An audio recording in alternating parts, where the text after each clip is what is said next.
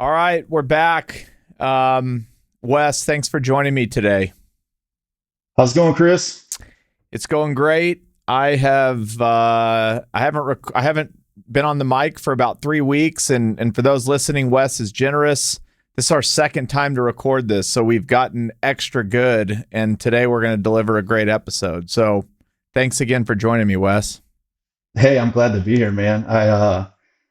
I'm stoked, even though this is a re-record. I know it's not going to be anywhere as explosive as this one I was listening to the other day, where the guy came out of the gate talking about riding his bike across town and getting his girlfriend pregnant. That one was wild. Was You that remember? on? You know what I'm talking about? Was that on my podcast? Yes, it was. So the guy's thing was like he rebuilt kind of smaller cities. I wish I Oh, could remember his name. yeah, John Marsh. That's it. And Yeah. man, I mean, 5 minutes into that, I was hooked. That guy's a riot.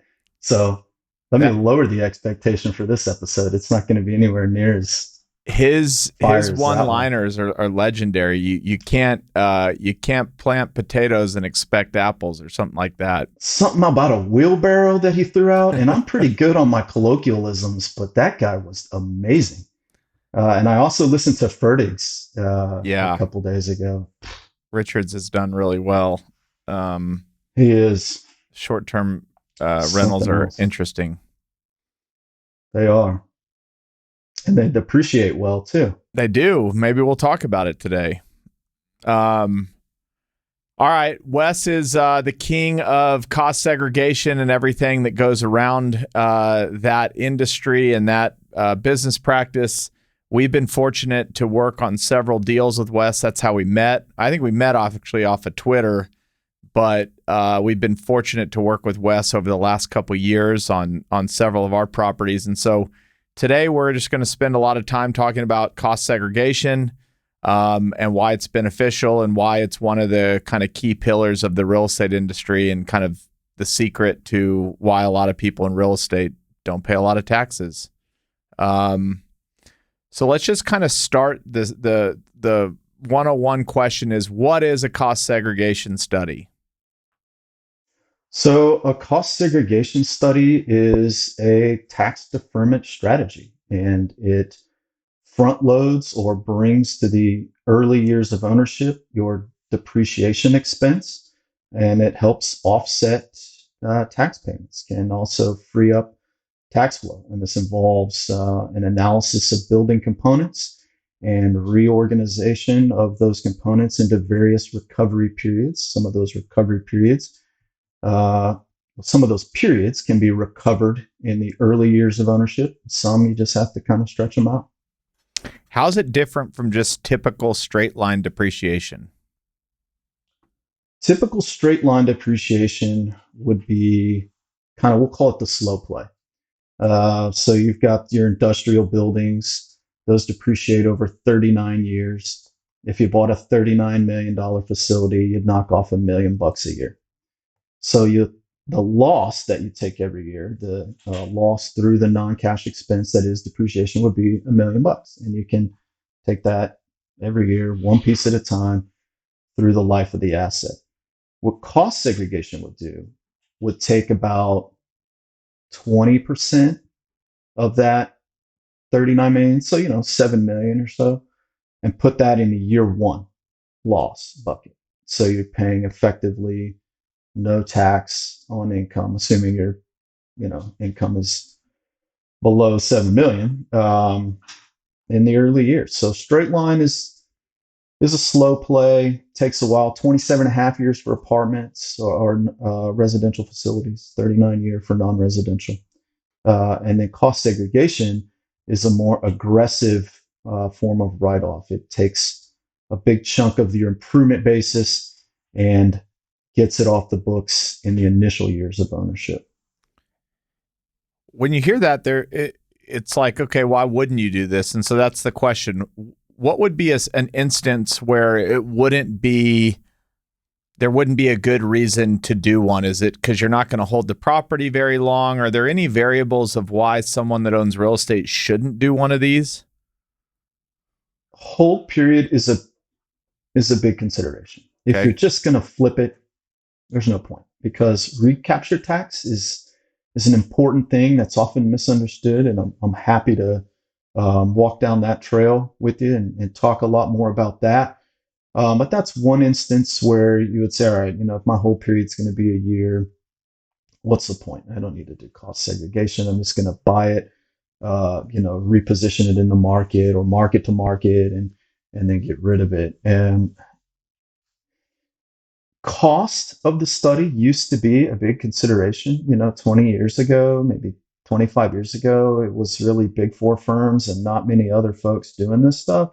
And so 20, 30 grand for a study is a big pill to swallow, especially if your improvement basis is sub $1 million. But now that we have so many more players in the game, the price points probably be between 3 and 6 now on a lot of commercial properties, lower for single family stuff. That's not really a go no go there. It's going to pay back, especially because of the bonus depreciation regs that were ushered in late 2017. So it makes a lot of sense financially. It pencils well, so to speak. It's a bit of an arbitrage play depending on what your tax bracket is and how much you're saving. But for most investors that are going to hang on to a piece of property, cost seg's the way to go. And just to piggyback off that, is it really something that you need to hire a professional to do, or is it something that you can do on your own?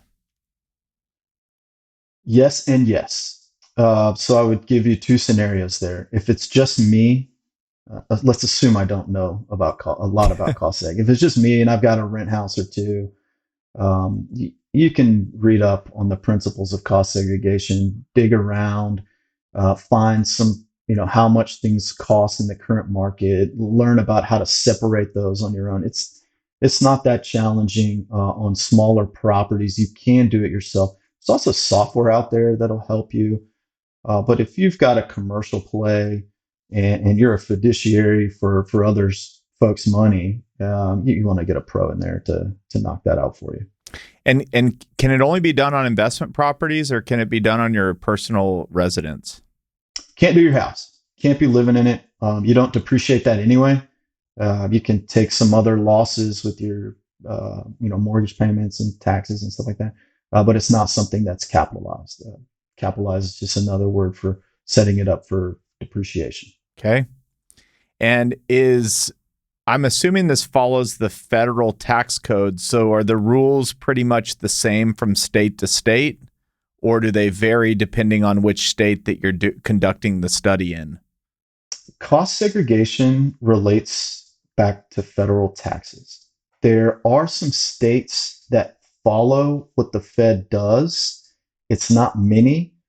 More states than not have opted out of bonus depreciation and things like that. So that varies. I would encourage anyone that has a concern with that to really touch base with their tax professional on that. What I do applies to federal tax payments. As it relates to state and local taxes, you need some specific knowledge in that arena. Okay. All right. I buy a property and I want to get a study done, and I call you. What actually happens from the day that I call you and say I need one to the day that you deliver me my final product? And then the follow-up question to that is, what do I do once you've given me the study? All right, sure. So you reach out. I take some basic information from you, being when did you buy it? How much did you pay for it? And what's the street address? And then we will go in there and do a quick analysis, a preliminary analysis, if you will, and we will check out. The big thing right off the bat is we're going to have to knock land out of the purchase equation. Land's non-depreciable, so my staff will go and pull your tax records to see what the county has to say about land, and we'll remove that from your purchase price. That'll leave us with an improvement basis. And then we'll kind of take a look at properties that we've done in the past and see how yours sizes up to that. And we'll say, all right, well, this is about the same. We've done plenty of industrial. We know kind of where this is going to fall. we'll do a little online research, check it out on Google Earth, see what we're working with.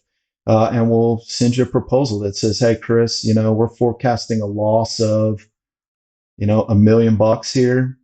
And at a top margin tax rate of 37%, this will save you $370K on your taxes. Here's our fee.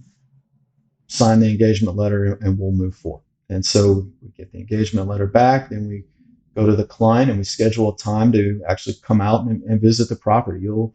It's likely you'll see me out there. I have a guy I work with. My managing director, Chris, also does site visits for me, but we don't really outsource stuff. We're not into that. There's some firms that do that. We're not one of them. I travel quite a bit. I go out, visit the property. I'll take notes. I'll take measurements, a lot of pictures, and we'll send it to staff. They'll do some data entry on it with my guidance, and then we'll have a deliverable. Usually the deliverable is a little bit better than the proposal. Under promise, over deliver. And you'll take that deliverable, put it in front of your tax professional, and they'll basically set up your depreciation schedule for you using that data, assuming you bought in the current tax year. And there'll be a big bucket of costs for 5-year assets that are a year one write-off under the current bonus regs. There'll be a smaller bucket of costs for 7-year assets.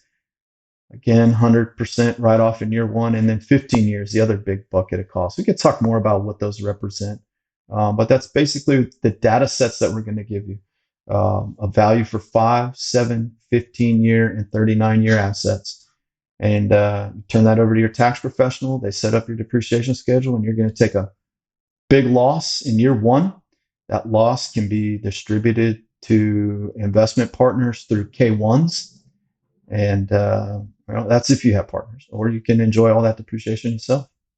Okay, let's talk about that. What falls into 5, 7, 15, and 39? And to be clear, part of this process is somebody goes on site and is actually looking at the features of the buildings to understand what falls in there. Okay, what are some things that fall into those categories?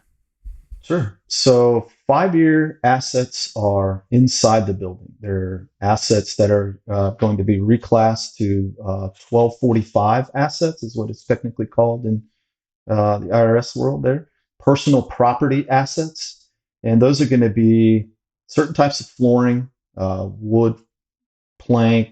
We've got carpet, vinyl. Ceramic flooring doesn't count because you can't take it out. Window covering, cabinets, sinks, appliances are a big one if you're in the multifamily game, and then all of the ancillary plumbing and electrical necessary to service those appliances, shelving, decorative millwork, things of that nature. The theory is if you can remove it and reuse it, it can be considered a 5-year asset if it's inside the building. So not so much the doors and the drywall and the stud framing. That's all structural items. But other things, furniture can be another one. If you buy a property that's loaded down with furniture, it's easy to just pop that out and consider it personal property. So your 5-year bucket of costs are inside the building. 7 years, kind of a tweener category. It's never much in any asset class. Mailboxes, picnic tables, certain types of lighting outside the building. But 15 years, the other big one. That's land improvements. So we're outside the building now. It's your parking lot, your paving, your sidewalk, your signage outside the building, site lighting, storm drainage is another one that can be incredibly valuable to an investor to be able to pick that up and move it into a 15-year schedule. Fencing, another big component. I know you got a lot of that around your industrial yards. And landscaping and irrigation is another big one. So there's your 5, 7, and 15.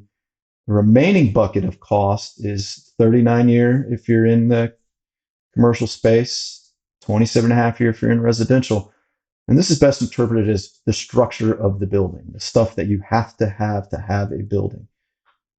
Doors, walls, siding, framing, roofing, slab, those type of components. You can't accelerate depreciation on those, but you can still depreciate them. So we will value those assets as well.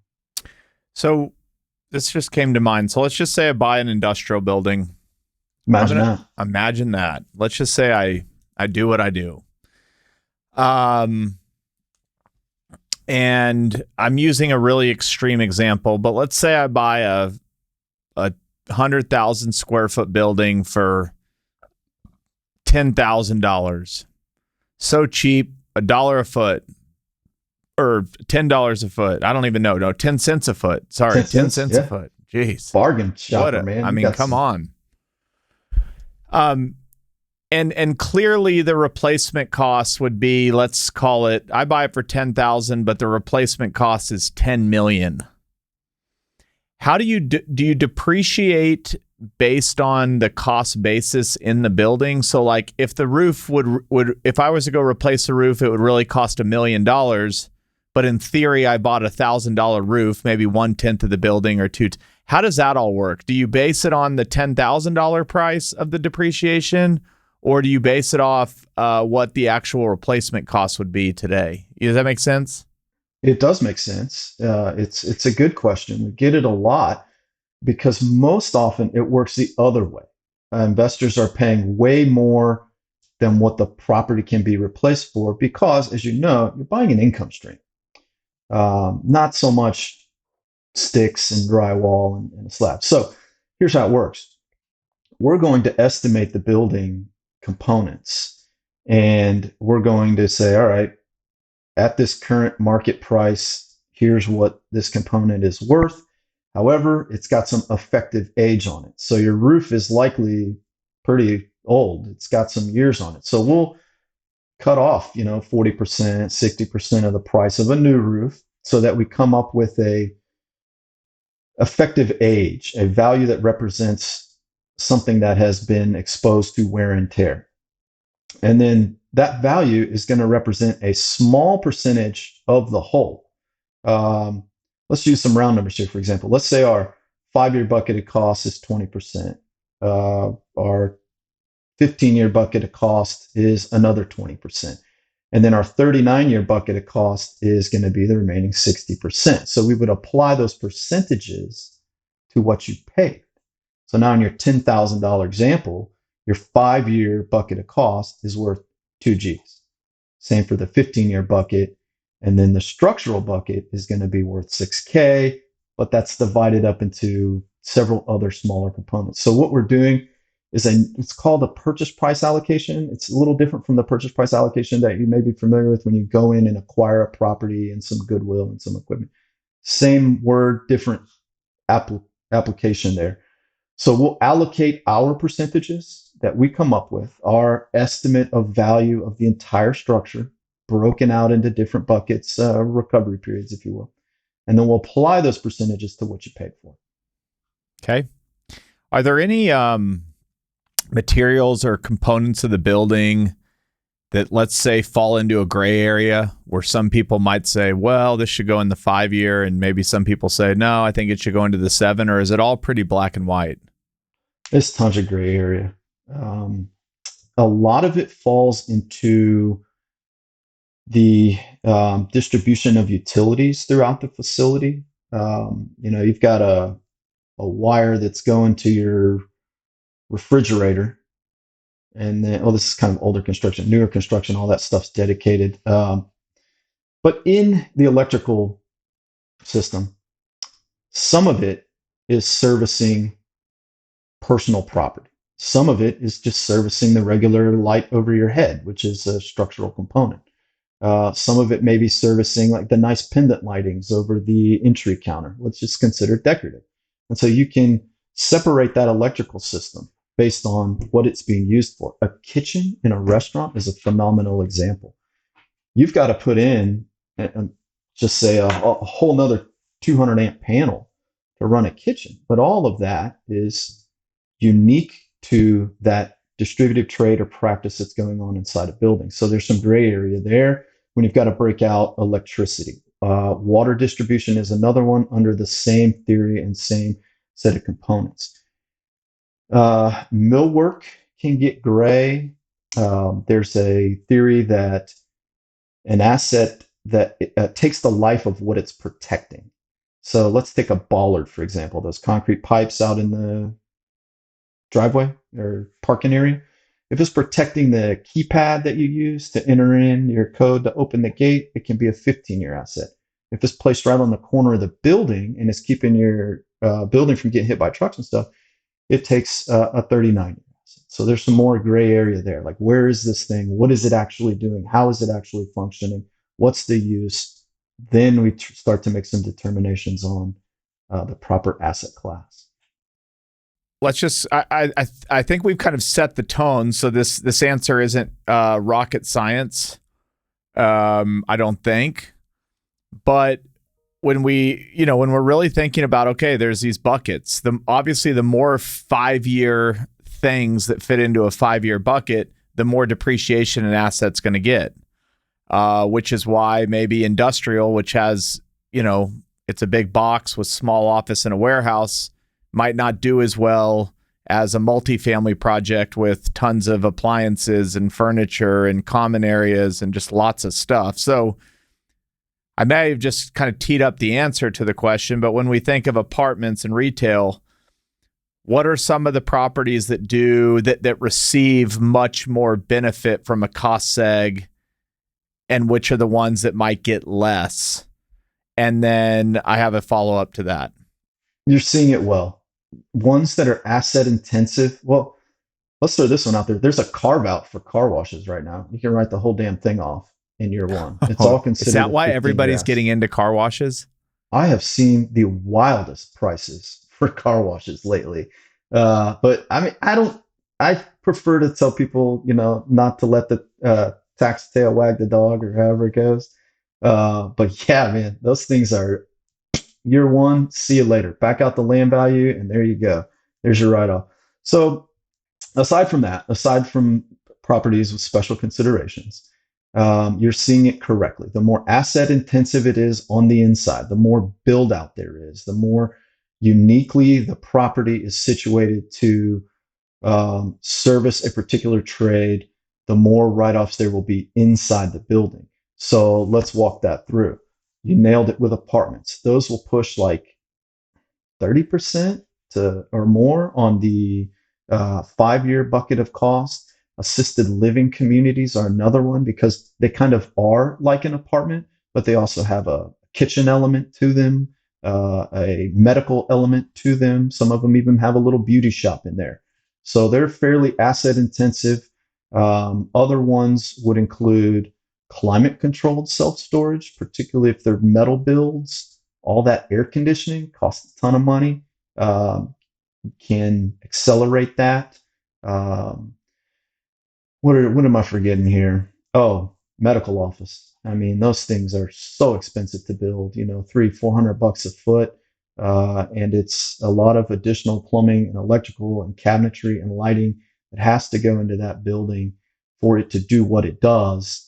Therefore, we'll see large accumulations of assets in the 5-year buckets of cost. You mentioned apartments, single tenant retail if it's restaurant. If it's just regular like an H&R Block or a Hallmark gift shop, there's probably not a lot in there. But if it's restaurant, man, there's just a ton of stuff we can go in and accelerate. And then on the lower end of the scale, assets that will have less value. Perfect example is your industrial facilities. You walk in, there's a small office building, you go out into the warehouse, you look left, you look right, you see the whole damn thing. There's just nothing there. There may be some opportunity if they're welding or using overhead cranes. But generally speaking, industrial is kind of on the lower end of the scale. And when we talk about the scale is percent of assets that can be reclassed to a short life. However, they kind of make up for it on the outside because you got a big yard for trucks, usually nice fencing, well lit. So there's going to be stuff in there. Outside the building that you can take advantage of as well. When you're doing when you buy a property and you're going to do improvements to the property, and it checks all the other boxes, we're going to hold this thing for a while. Do you typically want to do the study before you do all your improvements or after? And does it matter depending on what type of asset you're buying? What matters is whether or not the property is in service when you buy it. So in service is generally means it's like generating rents. So two schools of thought here. If you buy something that's already in service, let's just say it's an apartment complex, and you're going to go through the process of kind of turning over units as tenants move out, I recommend my clients do the cost seg study at acquisition. So we have a good feel of what you bought. And as you go through the process of rehabbing units, you can take disposition on stuff that you throw out, and we can add to additional capital expenditures later as you go through the improvement process.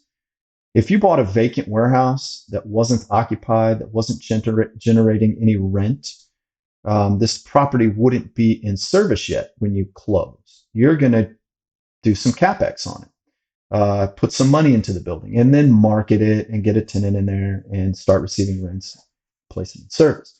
So if you're buying something that's vacant and it's not ready to go, wait, do your capex. We'll look at two things. We'll look at what you bought. We'll look at what you spent. It's likely those will be lumped together into one cost. Again, this is a situation where the property is not in service when you acquire. And we'll use that one cost to segregate. So it does matter, but the most important thing isn't so much what you're buying, it's whether or not what you're buying is ready to be depreciated. Recapture tax. We talked about it at the beginning. What is it? And then, let's start there. What is it? Another way of interpreting cost seg is that it's kind of like an interest-free loan. You're going to get taxed on sale. You're going to pay it back. The thing with recapture is that it's paid back at different rates. There's three kinds of recapture tax. There's a Section 1245 recapture tax, which is a tax at your ordinary income rate, and that will be assessed to assets that were reclassified into the 5-year and 7-year bucket of cost. We called them personal property assets earlier. So those you're going to, take that year one write-off at your ordinary income tax rate, and then you'll pay it back when you sell at your income tax rate at the time of sale. Usually it's the same rate.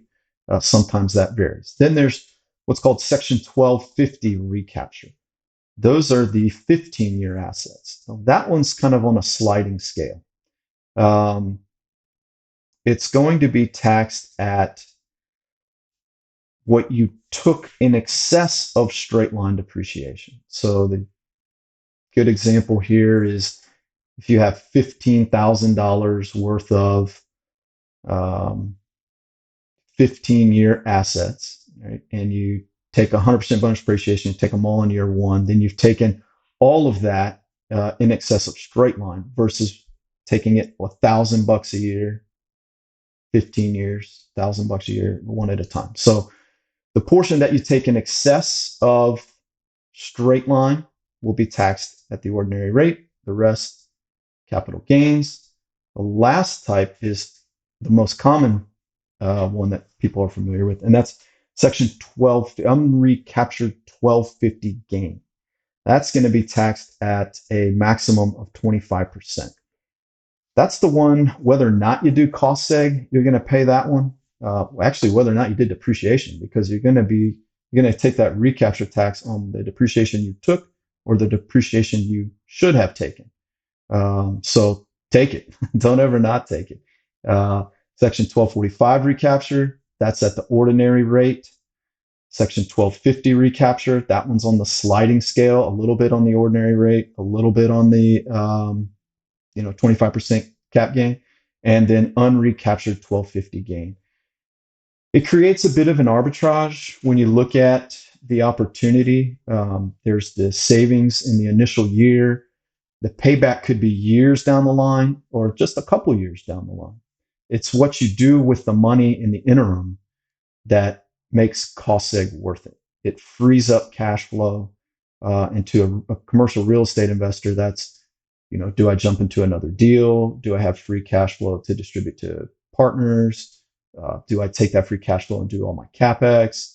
Depends on what you do with the money. Obviously, inflation's a big consideration right now, so not taking the initial year deductions gets kind of eaten into with inflationary considerations as well. So recapture tax, you got three kinds. It's important to understand them. It's not going to kill your deal, but it'll definitely pencil a little differently if you don't give it its due consideration going in. Okay, wait. Expand on the how this correlates to inflation. So if you had some depreciation sitting in your property right now, and you don't take that off the table as cash and start using it to start generating some return on that, inflation is going to devalue the dollars that you have tucked in there that you could otherwise be using if they were freed up through some type of depreciation expense. I Make gotcha. sense? Makes sense. All right, this was a Twitter question. What do owners that are long-term holders do once their depreciable amortization schedule expires? For example, owner plans to hold forever. Cost Seg depreciation schedule is for 10 years. Do they just pay the tax on the income beyond year 10, or is there an alternative strategy? You can run out of depreciation.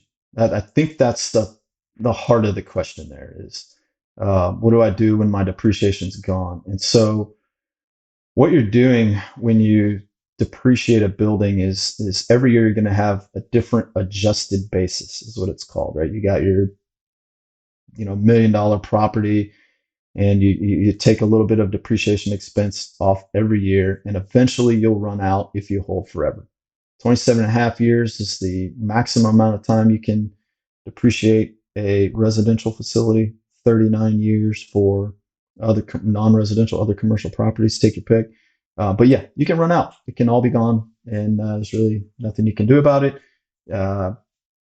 If you do some CapEx during your hold, that can create an opportunity for more depreciation.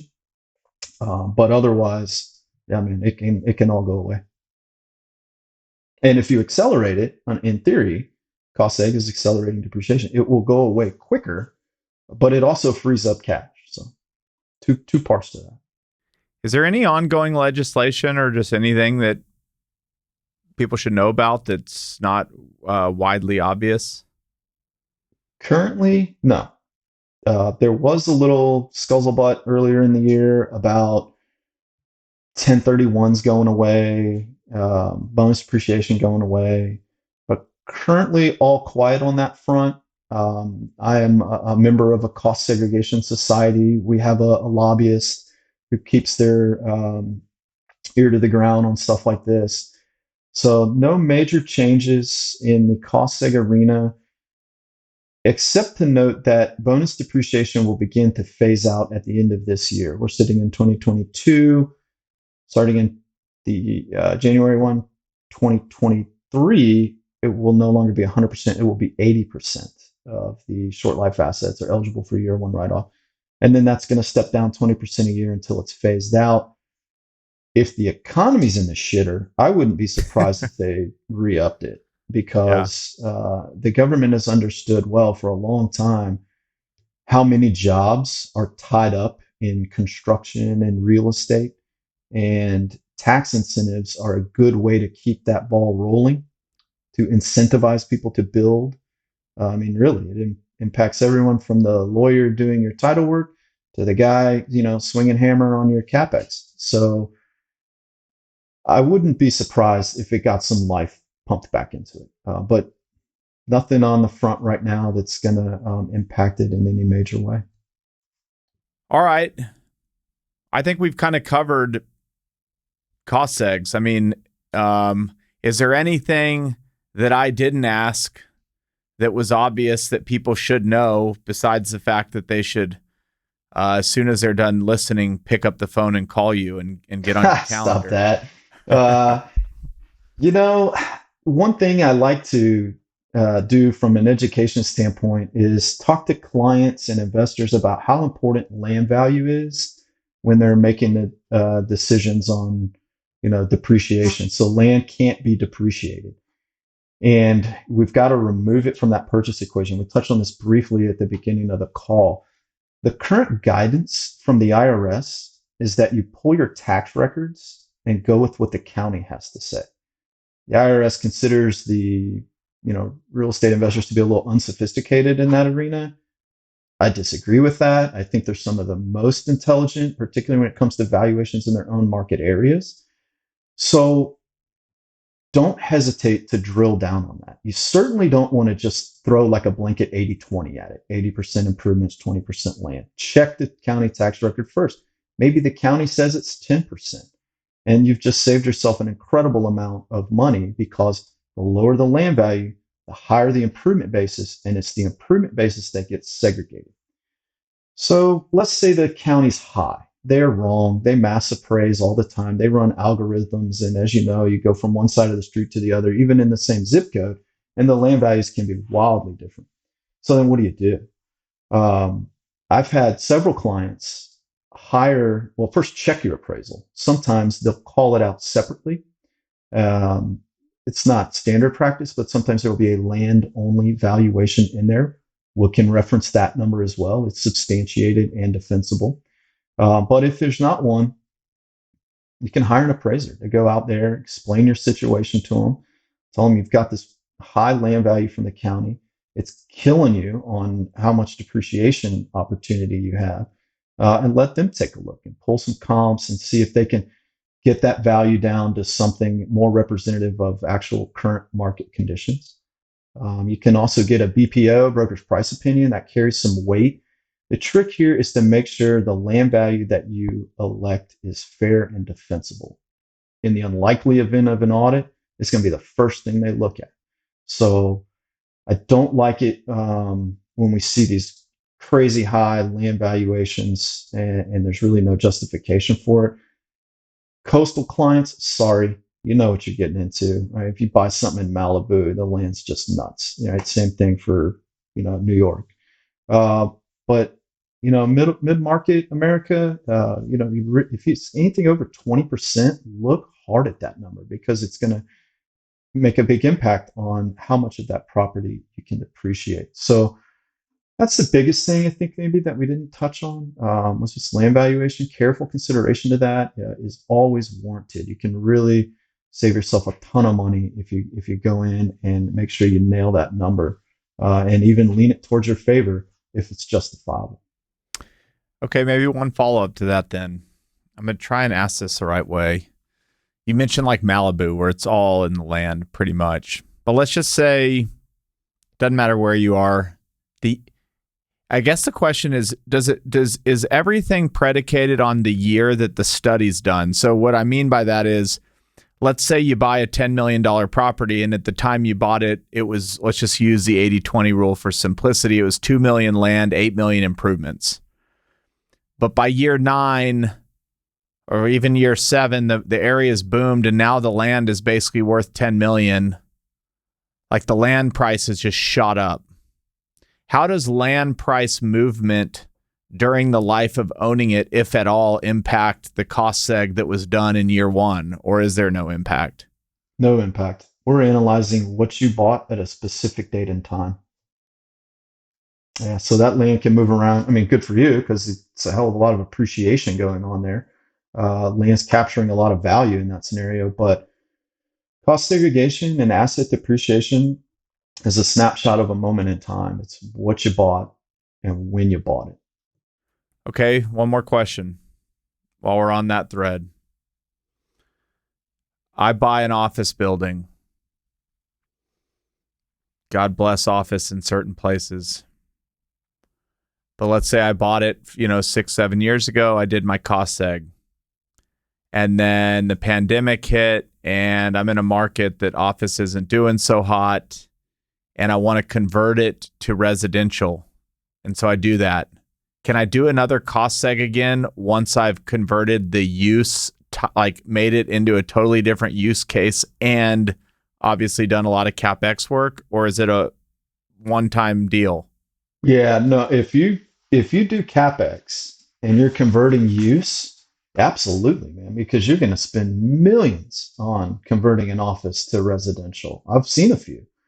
And that additional capital outlay is something that can be set up for depreciation because you're capitalizing it. You can segregate it. You can break it out into the different bucket of costs. All those cabinets that you're putting in for apartment tenants that wouldn't otherwise be there for your office tenants are going to be reclassified. All those toilets need to go somewhere on the depreciation schedule. So heck yeah, man, if you do a big capex in any given tax year, go for it. Get that cost seg study done so that you can maximize the depreciation on that additional expenditure. Another thing that makes me think about is qualified improvement property regulations. Um, so, apartment guys, close your ears, doesn't apply to you.